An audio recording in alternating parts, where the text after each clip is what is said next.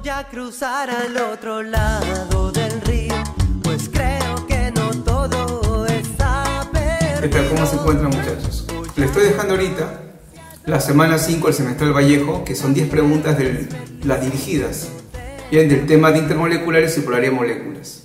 Ya había adelantado una, ahora estamos completando las 9, pero ojo, es un ciclo ya avanzado. Sin embargo, estoy haciendo en cada enunciado un marco teórico para fundamentar la clave, pero usted tiene que ir con cierta noción para que esto sea más rápido, porque así lo estoy haciendo. No es para un joven que recién ha empezado y está viendo recién las cosas. Puede ser si es que ya tiene una base teórica y ya le he repasado bien, ¿sí? Así que nos vemos, muchachos, cuídense, son preguntas que les va a servir bastante. Chao. En esta pregunta 1, la primera alternativa nos plantea si esta sustancia, que es el CH2 cloro 2, a ver, CH2 cloro 2 va a presentar como característica que es una molécula apolar. Bueno, cuando es una molécula de varios átomos, hay que analizar la estructura. Acá nosotros tenemos que hacer los enlaces de Lewis y en base a reglas prácticas podemos saber si es polar o no. El átomo central va a ser el carbono. Ahora le rodean dos hidrógenos, está bien, puede ser así, y dos cloros. Muchachos, el cloro, como tiene 7 electrones de valencia, forma enlace simple, simple y simple. Ahora, amigos, acá no puedo aplicar simetría, no puedo aplicar momento dipolar porque no está con la geometría real. Todo ese marco teórico que usted conoce de que la molécula polar o apolar se evalúa la simetría, la resultante, etcétera, tiene que hacerse siempre y cuando la geometría sea verdadera. Esta molécula no es una cruz, es un tetraedro. Pero llevarlo hasta tetraedro, ahí ver simetría va a demorar mucho tiempo. Por eso, ¿qué decimos? Si el átomo central no tiene pares libres y se enlaza a átomos distintos como ven, eso genera que la molécula que tenemos aquí, muchachos, va a ser de tipo polar. Y el enunciado nos decía es de tipo apolar, por lo cual esto vendría a ser falso. ¿Está bien? Repito nuevamente. Esto de la simetría o asimetría es bien complejo de aplicar. No lo recomiendo en un examen ver eso, simplemente la regla práctica. Átomo central sin par libre, enlazado a átomos diferentes en su entorno, molécula polar. Sería incorrecto. La 2. La alternativa 2, ya nos plantean esta molécula, el nitrógeno cloro 3, y nos dice el enunciado, tiene momento dipolar igual a 0. Tener momento dipolar igual a 0 significa molécula de tipo apolar o no polar. Hacemos de nuevo la estructura. El nitrógeno va al medio, va a tener 3 cloros que lo van a rodear, muchachos, lo pongo así. El cloro, como es un halógeno, forma enlace simple, ya con eso llega al octeto, y acá tiene par libre el nitrógeno. Yo estoy haciendo de frente la estructura. Si mi átomo central tiene par libre, al menos un par libre, esa molécula va a ser de tipo polar. Y si es de tipo polar, ¿qué se cumple? Que el momento dipolar resultante, ya lo sobreentendemos así, muchachos, de toda la molécula va a ser diferente de 0. Nos decía ahí en el enunciado que va a ser igual a 0. Esto sería falso también, incorrecto. Bien, en la alternativa número 3, como leemos, muchachos, nos dice el ion amonio tiene una geometría electrónica tetraédrica. A ver, el amonio, como recordamos, es el catión NH4 de carga más 1. Ahora, muchachos, recordemos que en este caso el átomo central va a ser el nitrógeno, se le va a rodear con 4 hidrógenos a sus alrededores, ¿no? Ahí tenemos los hidrógenos, y la carga más 1 significa que se pierde un electrón. Tiene que perderlo el menos electronegativo del grupo, que sería un hidrógeno, que es el de arriba. Su electrón se fue, los demás sí tienen su electrón. El nitrógeno tiene 5 electrones de valencia, como sabemos. Simple, simple y simple, y acá sale un dativo, ¿verdad? Sale un dativo y acá ya tenemos el llamado catión amonio. Bien, ahora recordemos, ocurría una situación particular. Si en una sustancia covalente el átomo central no tenía pares libres, porque acá no tiene par libre, todos son pares enlazantes del central, este es dativo, el nitrógeno ha dado ahí los dos, se cumplía que la geometría molecular iba a ser igual a la geometría electrónica, ¿no? Entonces, ahora muchachos aplicamos, átomo central tiene una hibridación sp3, su geometría molecular sería un tetraedro, ¿no? Como el metano, ¿no? Como el metano es un tetraedro. Y la electrónica también. Esta 3 sería verdadera, por lo cual la clave es solamente 3, marcamos la C de casa. ¿Listo?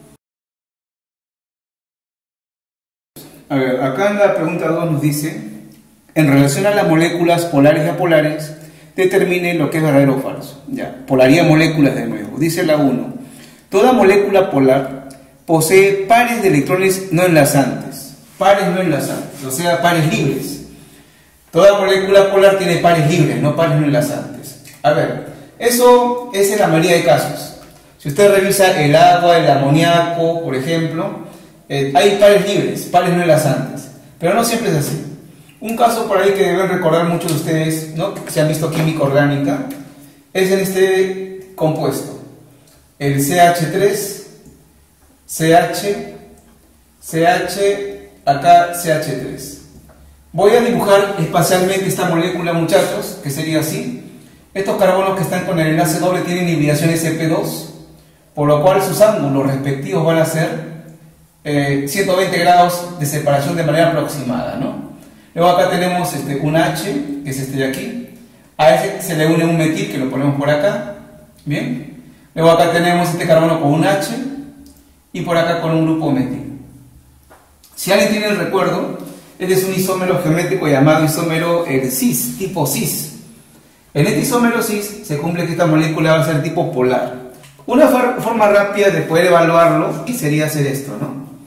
Acá tenemos, muchachos, un vector que va a entrar hacia el carbono, debido a que el carbono es más electronegativo. Acá también hacia el carbono, ¿listo? Carbono con carbono, ahí no hay vector, porque este es enlace tipo apolar. Carbono con carbono, ahí no hay un vector, y acá tampoco, porque es carbono con carbono el enlace. Todo tiene que girar en torno al átomo central, en torno al central. Y acá va a haber una resultante, ¿no?, hacia abajo, ¿no? Hay una resultante, muchachos. Por lo cual acá, si hay un momento dipolar resultante diferente de cero, esta molécula va a ser polar.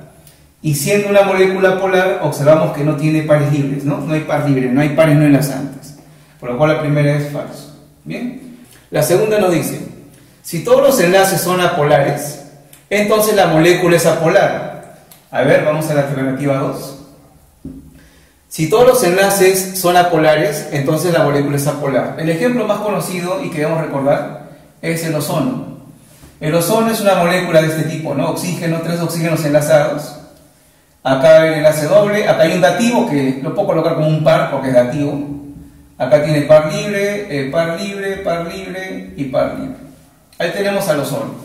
A ver, nadie puede discutir que acá dentro los enlaces son apolares. Acá yo tengo 2 enlaces apolares, porque se da entre átomos iguales. Esos enlaces no van a generar polaridad. 2 enlaces entre átomos iguales, un enlace simple apolar, un enlace doble apolar, 2 apolares. Pero la molécula, que ya se refiere a todo este grupo, muchachos, de átomos reunidos, es una molécula de tipo polar. Si aplico la regla práctica, es viendo el átomo central. Átomo central tiene par libre. Si el átomo central tiene par libre, la molécula, ¿no?, la molécula es de tipo polar.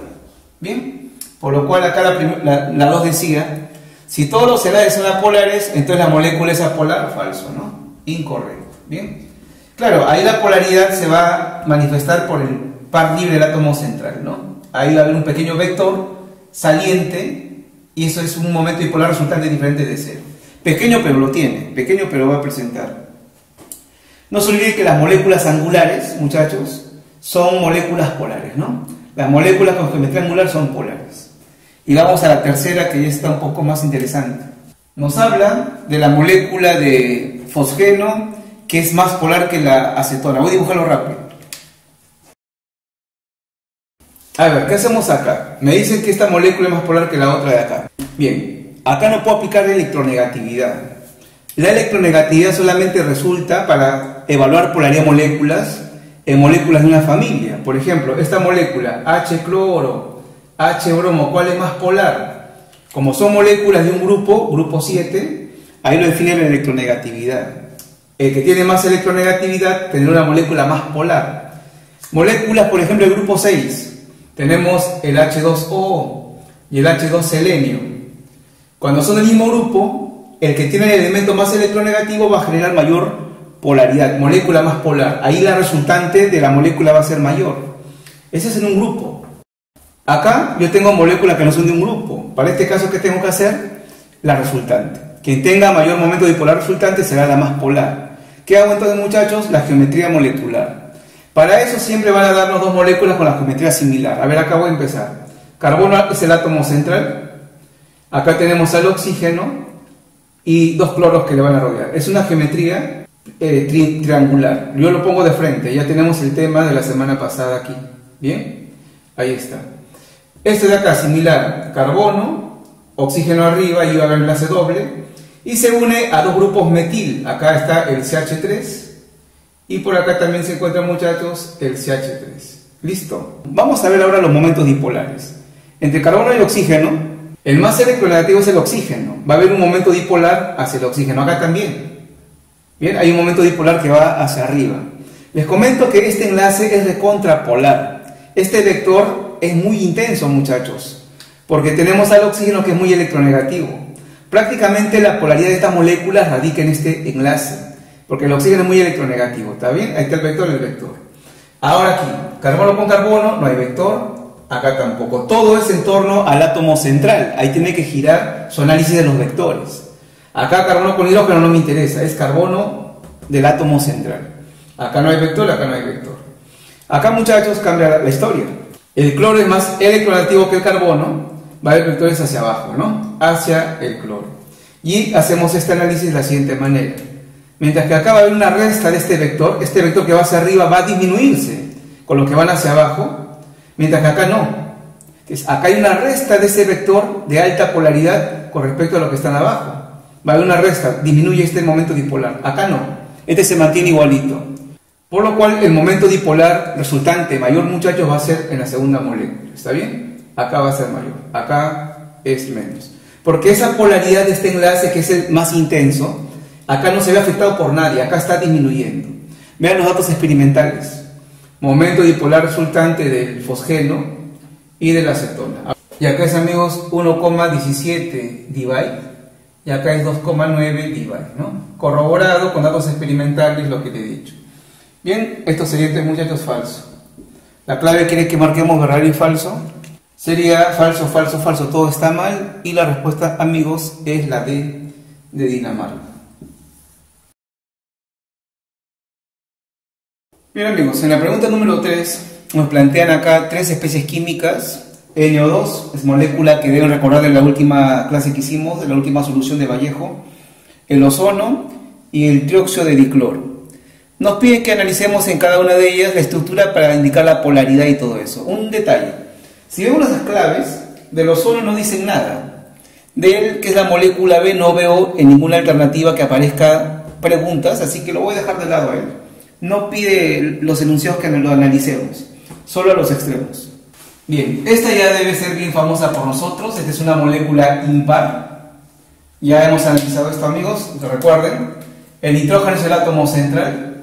El oxígeno acá a la derecha, el otro a la izquierda. Acá hay un enlace doble, acá hay un dativo. Y ahí vamos a encontrar que el nitrógeno, que es el átomo central, va a tener un electrón libre, ¿no? Esa es la característica de una molécula impar. Profesor, ¿pero qué está haciendo? ¿Cómo es eso? Ya, hay una teoría sobre eso. Hay una teoría, muchachos, en el canal, en la parte de enlace covalente, en la parte 4, creo. Lo puede ver si desea, si no tiene claro esto. También en la clase pasada lo explicamos, por qué es impar, llamada molécula paramagnética. ¿Bien? El ozono no lo voy a hacer y voy a la molécula que está allá. En esta molécula, el que esté en menor cantidad, que son los cloros, sería el átomo central, son dos. Colocamos acá los cloros, muchachos. Y ahora tendríamos que rodearlo con los demás. Como es una cantidad impar el oxígeno que está presente, no podemos repartirle lo mismo a los átomos centrales. Entonces hacemos esto, como es impar, uno por este lado para el cloro, otro por acá, y el otro tiene que ir al medio, ¿no? Ahí tiene que estar.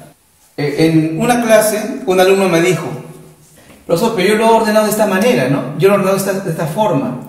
Los cloros a los extremos y 3 oxígenos consecutivos en el medio, ¿no? Así. Y me ha salido de esta manera, profesor, mire. Y sí, muchachos, al alumno le cuadra toda la estructura, tiene octeto cada átomo. Los cloros a los extremos, enlace simple entre todos y sale el octeto. Pero ¿cuál es el detalle? Que este es un óxido. El oxígeno acá tiene que tener carga -2. ¿No? Carga -2. Ese es un óxido. Sería -6, acá el cloro sería de carga +3. Y eso no se cumple de esta manera. Si usted analiza ahí, el cloro tendría carga de +1. ¿No? De +1. ¿Por qué? Porque al enlazarse con el oxígeno, como es más fuerte que el cloro, se lleva su electrón, ¿no? Se lleva su electrón y tendría carga de +1 el cloro, no de +3. Por eso este no es el arreglo y lo descarta. Tiene que ser así, ¿no? El que está de color negro. Ahí hago los enlaces y nos sale muchas de esta manera.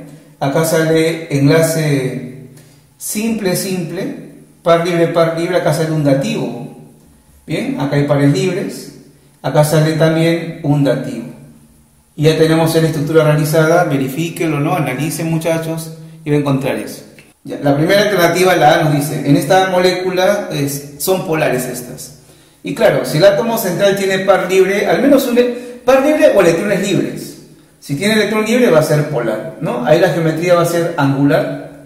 Y si es angular, la molécula va a ser polar. La A es verdadera, está correcta. La B dice, en C, la hibridación del cloro va a ser sp3. Y claro, si ahí analizamos al cloro, le están rodeando 4 pares. Y su hibridación va a ser de tipo sp3. Este también, ¿verdad? También va a ser sp3. Es verdadero la B. La C. En A, el electrón desapareado del nitrógeno se encuentra en orbitales híbridos sp2. Bueno, recordemos el nitrógeno, muchachos, que está aquí. ¿Qué hibridación tiene? Se cuenta como un par, ¿no? Un par, 2 pares, como 1, 3 pares. Y eso es sp2. Por lo cual, tanto los enlaces sigma que tiene a su entorno y el electrón libre están en orbitales híbridos sp2. Sería verdadero la C. La D. Solo en A, bien, y en C, el átomo central presenta octeto electrónico. Falso, ¿verdad? Acá en A, la molécula impar, el átomo central no tenía octeto completo. No tiene octeto incompleto. Si cuentan, 1, 2, 3, 4, 5, 6, 7. No tiene octeto completo. La clave es la D. Nos decía que el átomo central, tanto en A como en C, tiene octeto electrónico. Eso es falso. Bueno, el momento dipolar resultante de C es diferente de 0. Claro, este es polar. ¿Por qué es polar? Porque el átomo central tiene pares libres. Como es una molécula polar, momento dipolar resultante diferente de 0. Bien, la clave, muchachos, es la D. De Dios nos ampare. Bien, muchachos, en la pregunta número 5 nos hablan con respecto a la fuerza intermolecular dipolo-dipolo. Indicar lo correcto con respecto a esta fuerza. Vamos a recordar. Para empezar, la fuerza dipolo-dipolo se originaba entre moléculas de tipo polar, ¿no? Solamente las moléculas polares podían tener esta interacción. Por ejemplo, una molécula polar muy conocida por nosotros va a ser el HCl. En el estado ambiental, esto va a ser un gas. ¿Ya? Imaginemos que lo hemos licuado, porque si fuera como gas, sería débil la interacción entre las moléculas. Como líquido. Entonces acá yo tengo un recipiente y lo tengo al HCl licuado. Dentro hay muchas moléculas, ¿no? Miles y miles de moléculas de esta sustancia. Bien, para este ejemplo vamos a sacar a unas 3 moléculas. Pero no se olvide, como el HCl es una molécula polar, en vez de estar escribiendo sus átomos como lo ve acá por separado, podemos aplicar la teoría. Una molécula polar tiene lo que se denomina un llamado dipolo permanente. Dipolo permanente, no se olviden. Entonces, cualquier molécula de HCl u otra molécula polar puede ser dibujada así. Como acá tengo varias, voy a sacar solo a 3. 1, 2 y 3 moléculas. ¿Está bien? Aquí están sus polaridades, sus dipolos de las moléculas. ¿Listo? Y ya está. ¿Qué sucede? Que estas moléculas ya tienen extremos negativos y positivos, todos listos para la interacción. Esta molécula chiquitita, cuando pase cerca a la otra, porque es un líquido, se está moviendo, ahí los extremos se alinean, se adecuan el polo positivo de una molécula, el polo negativo de la otra, y surge la atracción, ¿no? Esa atracción que va a aparecer entre 2 moléculas polares, llamados 2 dipolos permanentes, es lo que llamamos nosotros dipolo-dipolo. Acá este negativo con este positivo se atrae, este negativo con el positivo, y así todas las moléculas polares tienen esta interacción. Bien, se da entre moléculas polares que tienen dipolo permanente y se adecúan, se alinean las moléculas y se va a dar la interacción. A ver, revisemos. La primera nos dice, se originan por la interacción eléctrica entre moléculas con dipolos permanentes, verdadero, ¿no? Moléculas con dipolos permanentes, o sea, polares, la primera está bien. La segunda, disminuye su intensidad al incrementarse la temperatura. Muchachos, si a este líquido polar usted le da calor, le da energía, las moléculas que están dentro comienzan a agitarse más, se van a separar. Y producto de la energía y la separación de las moléculas, estas fuerzas se pueden romper, se van debilitando, van disminuyendo. Eso pasa con cualquier fuerza intermolecular. Siempre al aumentar la temperatura, la fuerza intermolecular disminuye su intensidad. Bien, es un factor importante. Puente hidrógeno, London, lo que sea. Por lo cual acá la 2 decía, disminuye su intensidad al aumentar la temperatura. Eso es verdad. ¿Está bien? 2 es correcto. La 3. Se manifiesta entre moléculas de cualquier tipo, no. Entre moléculas polares nada más. Por lo cual la 3, muchachos, sería falso. Y la última. En la última alternativa nos ponen un grupo de moléculas, que acabo de escribirlo rápidamente. Y nos dice el enunciado que presentan este tipo de fuerza dipolo-dipolo las moléculas que están acá. Y claro, tienen que ser polares. Y la que malogra todo, muchachos, es este de acá. Este tetacloruro de carbono es una molécula no polar. Y no tendría esto, solo tendría fuerzas de London, ¿verdad? Por lo cual este malogra la lista. La alternativa 4 sería falso. Como está pidiendo que marquemos lo correcto, sería solo 1 con 2. Y la clave, muchachos, la C de Chile. Bien, muchachos, vamos a la pregunta 9. Nos pasamos de la 5 a la 9 porque también es dipolo-dipolo. Ahí vamos a relacionar. Dice la primera, dipolo-dipolo, indicar lo que va a ser incorrecto. Ya, primero, llamadas también fuerzas de Kisson, claro. No hay que olvidarnos que el dipolo-dipolo, esta fuerza que surge entre moléculas polares, también se denomina fuerzas de Kisson, o Kesson, si quiere llamarlo de esa manera, por el científico que lo estudió, que lo analizó. Bien, hasta ahí está bien. O de orientación, sí, también se llaman de orientación, porque las moléculas tienen que estar orientadas adecuadamente para la atracción. No tendría sentido que, por ejemplo, acá esté una molécula polar, ¿no?, que es el HCl que hemos hecho, pero con su polo positivo y positivo no hay atracción, pues. Tiene que haber una orientación de polo positivo, polo negativo, para que se dé el dipolo-dipolo. ¿Está bien? Este es correcto. También se llama dipolo-dipolo o de orientación. Es verdad. La segunda. Se trata de fuerzas electrostáticas. ¿Está bien? Positivo o negativo, fuerza electrostática. Todo intermolecular es electrostática. Entre las moléculas que poseen dipolos permanentes, exacto, que se orientan entre ellas, de modo que el polo positivo de una coincide con el polo, se atrae con el polo negativo de la otra. Ya, perfecto, verdadero, ¿no? Es todo lo que hemos dicho en la explicación. La 2, amigos, también es verdad. Y vamos a la última, dice. Estas fuerzas intermoleculares llamadas dipolo-dipolo se intensifican, se hacen más fuertes con el incremento del tamaño y la masa molecular. Bien, muchachos, recuerden esto. El dipolo-dipolo aumenta su intensidad con la polaridad de la molécula, no con la masa molecular ni el tamaño molecular. Acá el factor clave es la polaridad de la molécula. Por ejemplo, entre la molécula de HCl y la molécula de H-bromo, ¿cuál es la molécula? Las dos son polares. ¿Cuál tiene mayor fuerza dipolo-dipolo? Hay que ver la polaridad de la molécula. Y recuerdan lo que dijimos hace un ratito. Si es de un grupo, la molécula más polar es el átomo que tiene más electronegatividad. Ahí la molécula va a ser más polar. Si este es más polar que este de aquí, el dipolo-dipolo también va a ser más intenso. No depende del tamaño molecular, no depende de la masa molecular. Este es falso.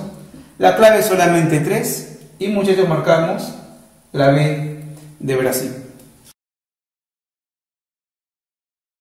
Bien, la pregunta número 6 gira en torno a la llamada fuerzas de London. No se olvide que también se llaman fuerzas de dispersión. Bien, y nos piden que va a ser lo correcto. Ya, la 1 dice, su existencia se basa en la formación de dipolos instantáneos. A ver, amigos, la fuerza de London es una fuerza intermolecular que aparece en todo tipo de moléculas, pero en las apolares es la única que va a presentarse, porque en las polares, además de London, también hay dipolo-dipolo y puente de hidrógeno, ¿no?, en algunas. Por lo cual vamos a dar acá un ejemplo con las moléculas apolares. No se olvide que hay unas moléculas muy importantes, que son las moléculas del grupo 7A, los halógenos. Cuando a mí me hablen de un halógeno, flúor, tiene que escribirlo siempre flúor 2, cloro, cloro 2, Bromo, ya sabemos, y yodo, yodo 2. ¿Por qué? Porque de esa manera son estables, ¿no? De esa manera ellos llegan al octeto. Los halógenos deben conocerlo, pero muy bien, muchachos. Ahora, en condiciones ambientales, el flúor es un gas, el cloro también es un gas, el bromo ya es un líquido y el yodo es un sólido. Entonces, entendamos esto así, muchachos, ¿eh? Estas moléculas, como son de tipo apolar, la única fuerza que van a tener es London. Me podría decir acá de inmediato quién tiene más fuerte el London, ¿verdad? No hay otra fuerza más, solamente hay London aquí, porque son apolares. Muy bien, por estado físico. Siempre un cuerpo material en estado sólido tiene internamente sus moléculas más fuertemente unidas. El London acá va a ser mayor. Luego el líquido, ¿no? Y los gases tienen menor fuerza del London. Ya vamos viendo eso porque hay que conocerlos a ellos, pero muy bien. Como ejemplo, voy a tomar de referencia al bromo, a este de aquí, amigos. Bien, vamos a agarrar dos moléculas polares rápidamente. Aquí está una de ellas, ¿listo? Y aquí está la otra molécula de bromo. Cada molécula de bromo, ahí está bromo 2, tiene en su interior dos átomos, ¿no? Por lo cual hay dos núcleos, ¿sí? Acá hay dos núcleos. Listo. Ahora, para que exista una atracción intermolecular como London, esa atracción debe ser de naturaleza eléctrica. Y resulta que al ser estas unas moléculas apolares, no tienen una polaridad permanente como eran las moléculas polares. ¿Qué va a pasar? Ellos van a generar dipolos momentáneos, dipolos transitorios. Dentro de esta molécula, aparte de los núcleos, acá afuera hay electrones, los cuales se mueven así, ¿no? Desordenadamente. Pero en un momento dado, estos electrones de la molécula van a acomodarse más para un lado. Puede ser arriba, abajo, izquierda, derecha, porque es una probabilidad, ¿verdad? Una posibilidad. De todo el desorden que tienen los electrones, en un momento van a coincidir. Y digamos que coinciden en este lugar. Acá se acumulan los electrones por un ratito. Como ellos son negativos, este lugar se vuelve negativo. Y como acá los núcleos se encuentran libres, este lugar va a ser ahora positivo. Se formó un dipolo. Ese dipolo tiene un nombre, muchachos, y se llama el dipolo instantáneo. Creo que el nombre nos dice todo, ¿no? Dura poco tiempo. Luego cambiará la polaridad y todo se distorsiona, pero este es un instante del movimiento de los electrones. Se le acerca a la otra molécula porque están juntas, estado líquido, y con su olor negativo, a los electrones negativos de esta molécula lo bota para allá. Viene con su polo negativo a la atracción y los electrones negativos se botan para el otro lado, por acá se van a ir. Este lado quedaría negativo, lo repelen, ¿no? Y acá positivo. Se formó otro dipolo, este se llama el dipolo inducido, ¿no? Inducido por culpa del otro que se le acercó. De forma global, a estos se llaman dipolos momentáneos, transitorios, dipolos temporales también se le puede decir. ¿Bien? Ya. Ahora, esa parte negativa y la parte positiva de la otra molécula se atraen. Acá hay atracción, muchachos, se atraen. Y esa atracción que se lleva a cabo recíprocamente es la que llamamos nosotros fuerza de London, ¿no? Ya está. Entonces, la fuerza de London es una atracción intermolecular eléctrica, como lo está viendo, electrostática, entre dipolos transitorios o momentáneos, llamados así y así. Bien, veamos la primera que decía. Su existencia se basa en la formación de dipolos instantáneos verdaderos, ¿no? La primera es verdad. La segunda dice, su intensidad aumenta con el tamaño y número de electrones en la molécula. Claro que sí. Y acá lo podemos corroborar. ¿Dónde hay mayor fuerza de London? En el yodo. Bien, ese es el mayor. Luego bromo, luego cloro y finalmente el de aquí. ¿Y por qué? Porque hay más electrones. Como acá hay más electrones, este lugar, muchachos, va a tener más polo negativo, pues va a ser más negativo. Porque esto de acá es por los electrones que se han movido. Y si la molécula tiene más electrones, este polo más negativo, atracción más fuerte, porque hay más carga. ¿Está bien? A mayor masa de la molécula, a mayor número de electrones, mayor fuerza de London que los demás. Por lo cual la segunda es verdadera. La segunda está correcta. Aumenta la intensidad con el número de electrones y el tamaño de la molécula, ¿no? La 3. En el caso de hidrocarburos de igual masa molar, se intensifica el London con el aumento de las ramificaciones. A ver, veamos por acá. Ahí, muchachos, está haciendo referencia con ese texto a los isómeros de cadena. Bien, lo voy a hacer así nada más. Acá tenemos una cadena por ejemplo, de 5 carbonos, aunque sean 6 carbonos, ya está, 6 carbonos. Tiene hidrógenos también, usted lo completa así nomás. Ahora, 6 carbonos, acá también dibujo un compuesto orgánico con 6 carbonos, pero en vez que sean lineales, le pongo así nomás, ¿no? 5 en una línea y acá una rama. Ya está. Entonces hemos dicho que la fuerza de London depende de la masa de la molécula, pero resulta que acá las masas son iguales, las masas son las mismas. No puedo aplicar acá eso. ¿Qué voy a aplicar?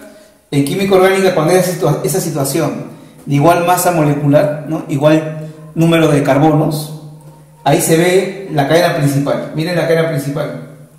Ahí está. Y acá la cadena principal es esta de acá, ¿no? La cadena más larga. ¿Qué sucede, muchachos?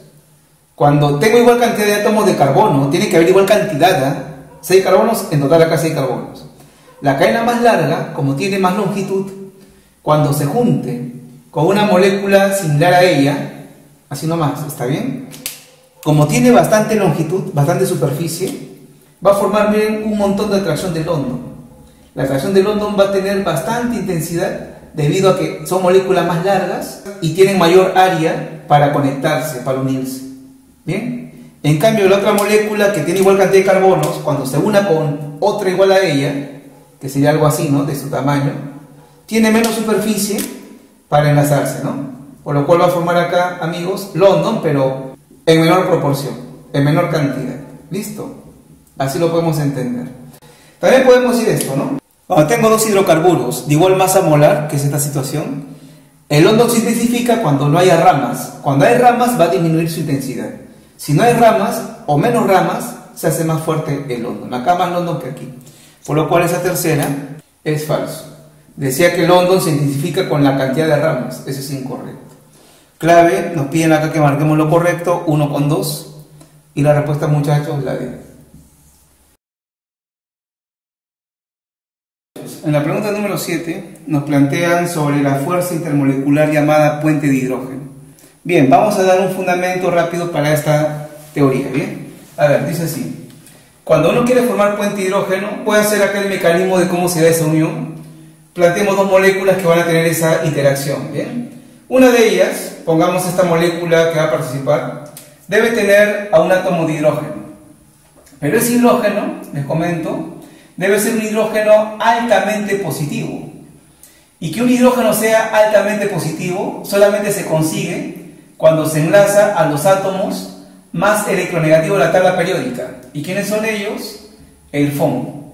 Bien, entonces, atención, para hacer puente de hidrógeno voy a tener moléculas que van a interactuar, pero una de ellas debe tener un hidrógeno altamente positivo, que solo se consigue cuando esté dentro de la molécula se enlaza con unión simple, con enlace simple al FON. Bien, entonces acá podría ser el agua, el amoníaco, el HF quizás, ¿no? En una molécula. Bien.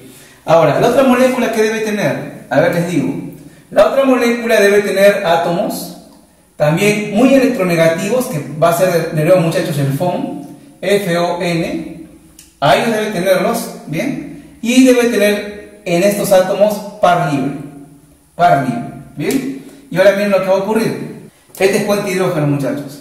El hidrógeno muy positivo de una molécula se une, ¿no? Se atrae con el par libre de la otra molécula. ¿Bien? Esa atracción entre el hidrógeno y el par libre, esa atracción eléctrica, porque el electrón es negativo, no se olvide, negativo positivo se atrae, es lo que nosotros denominamos el puente de hidrógeno. Es el puente de hidrógeno.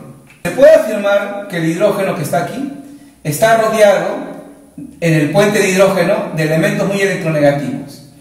En un lado se enlaza mediante unión simple a estos FON y en el otro lado ya es con puente de hidrógeno, ¿no? Que se une a ese X que es el FON. No se olvide que estos átomos, muchachos, es necesario recordarlos. Son los átomos más electronegativos. A ver, lo voy a colocar así.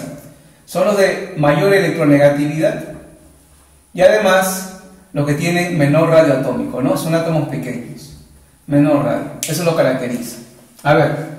Entonces, podemos seguir avanzando con esto por acá diciendo lo siguiente. En el caso del agua, ¿no? Acá tenemos una molécula de agua. Aquí está el H2O. ¿Listo? Y acá otra molécula de agua. Aquí está otra molécula de H2O. Viendo la teoría, tenemos aquí hidrógenos que están con el O, por lo cual son hidrógenos que me van a servir. Este hidrógeno es muy positivo. Y la otra molécula que tiene que aportar para el puente hidrógeno, pares libres del FON. Y acá está par libre del oxígeno.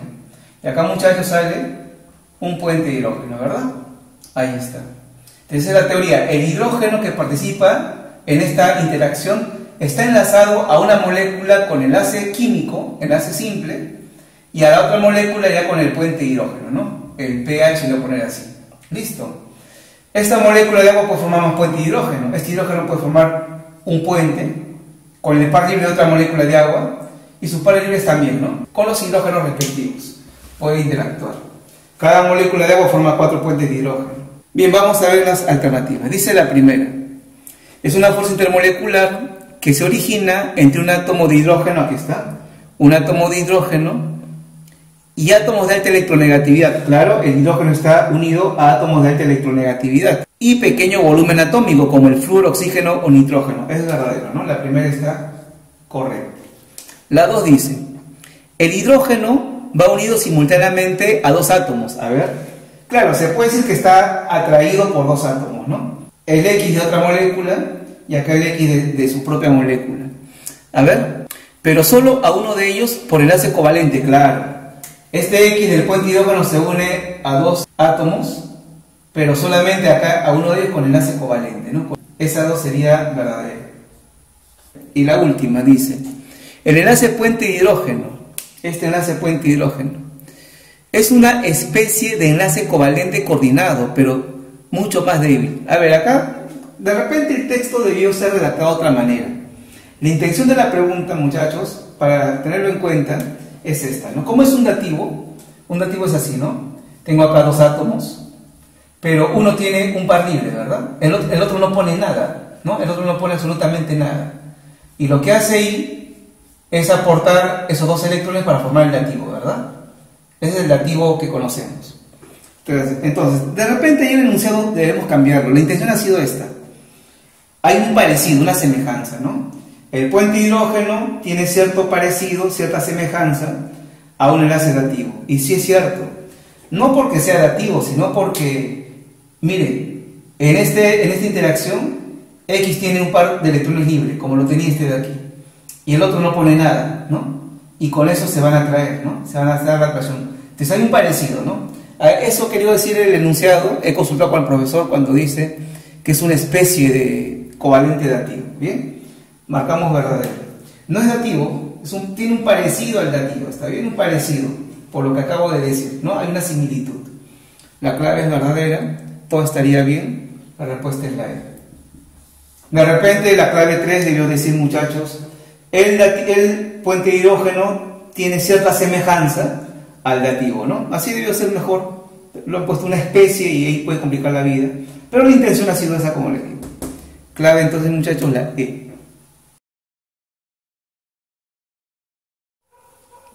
Bien, muchachos, la pregunta número 8 gira en torno a las llamadas fuerzas de Van der Waals.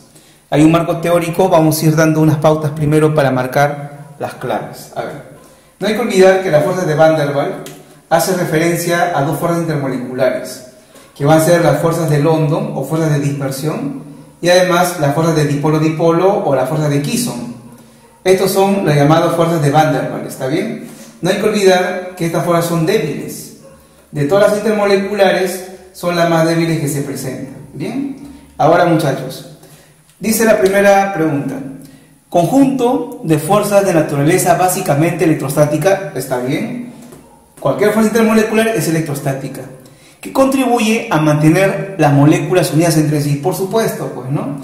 Una fuerza intermolecular contribuye a que las moléculas estén enlazadas. Y acá podemos hacer esta referencia. Por ejemplo, si la molécula es de tipo apolar, ya de tipo apolar, la única fuerza que puede manifestarse ahí entre sus moléculas es London, ¿verdad? No hay otra más. En cambio, si ahora la molécula va a ser de tipo polar, esa molécula ya va a tener 2 posibles interacciones. Va a tener la fuerza de London y también dipolo-dipolo. Pero, muchachos, fuera cual sea la molécula, las fuerzas de Van der Waals permiten la unión de estas, pues, ¿no? De moléculas apolares y polares. La primera es verdadera. La segunda nos dice, son fuerzas de atracción muy débiles, ya, eso está correcto. Bien, producidas entre moléculas polares o apolares, también está correcto ahí, no hay problema. ¿Qué explican la licuación de los gases? Por supuesto. A ver, si la molécula es apolar, hidrocarburos, por ejemplo, el caso de los alcanos, no el metano. Una molécula de metano, otra molécula de metano, cuando se licúe, ese es cuando se comprime, ¿no? Se comprime el gas y ya se van a licuar, ahí tiene que aparecer entre estas la fuerza de London. Son apolares estas. Si no aparece London, no puede licuarse, no puede aparecer el estado líquido. Eso los mantiene unidos. Ahora, si una molécula va a ser polar, por ejemplo el HCl, ese es un gas también. Ya cuando lo comprimimos, esto de aquí se junta y aparece entre ellas fuerza de London, que nunca falta, y también dipolo-dipolo, ¿no? Dipolo-dipolo. Entonces podemos decir que es verdadero, ¿no? Permite la licuación de los gases polares a polares. La 2 es verdad. La última, dice, las fuerzas de Van der Waals que estamos acá viendo son muy poco importantes en condiciones ambientales, pero significativas a altas presiones o bajas temperaturas. Entendamos esto así, muchachos, miren. Esto es muy interesante. Lo que pasa que a condiciones ambientales, que todos recordamos, 25 grados centígrados, ¿no? Y una atmósfera de presión, bajo estas condiciones ambientales, la mayoría de sustancias que tienen fuerzas de Van der Waals, estas fuerzas de acá, la mayoría son gases, ¿sí? Como lo señalamos aquí. Y cuando son gases son de poca importancia, pues, ¿no? Son de poca importancia. La atracción entre moléculas es muy débil. Ya, son poco significativas. ¿Y cuándo las hacemos significativas? Bueno, cuando a la molécula las acercamos más. Y para eso hay que comprimirlas, o sea, hay que aumentar la presión. Y otro factor que ayuda a que las intermoleculares sean más significativas, aparezcan con más fuerza, es que las moléculas se aproximen. ¿Y cómo podemos lograrlo eso? Además de comprimir al gas, podemos lograrlo enfriando. Si usted enfría, esas moléculas muy agitadas reducen su velocidad y se aproximan más. Y ahí va a aparecer las fuerzas de Van der Waals. ¿Está bien? O aumentamos la presión o bajamos la temperatura.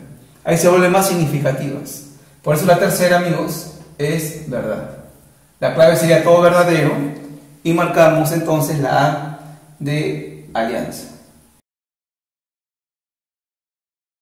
Finalmente vamos a la pregunta 10, que dice: las fuerzas intermoleculares explican las propiedades físicas, densidad, temperatura, de ebullición, etcétera, de las sustancias.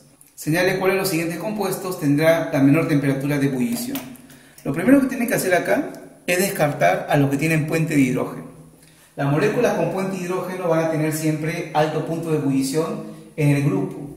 A ver, acá tenemos por ejemplo el alcohol. Este tiene puente de hidrógeno, va a tener alto punto de ebullición. El amoníaco, acá hay enlace N con H, ahí también comparado con los demás hay puente de hidrógeno, tiene alto punto de ebullición. Ya, estas de acá no son porque quieren la de menor punto de ebullición. Bien, nos quedan las siguientes. A ver, esta es una molécula de tipo apolar, este es de tipo polar y el yodo 2 es de tipo apolar. ¿Quién va a tener el menor punto de ebullición? Las moléculas apolares, que solamente tienen London. Una molécula polar que también tiene dipolo-dipolo va a presentar, muchachos, en lo general, mayor punto de ebullición. Cuando yo tengo una lista de sustancias y quiero saber qué tiene menor punto de ebullición, y hay de todo tipo de moléculas, vemos a las apolares. Ahí va a estar la clave, en las apolares. Van a tener interacciones más débiles. Entre el metano y el yodo, muchachos, entre el metano y el yodo, ¿quién tiene menor fuerza de London, ¿no? Entre estas apolares. La que tenga menor masa. Y hay que recordar que el yodo es una molécula muy pesada. Es muy grande, está abajo en la tabla. Esta es una molécula ligera, es un gas. Es un gas. Por lo cual acá habrá el menor punto de ebullición. La clave es la A. ¿Listo? Bien.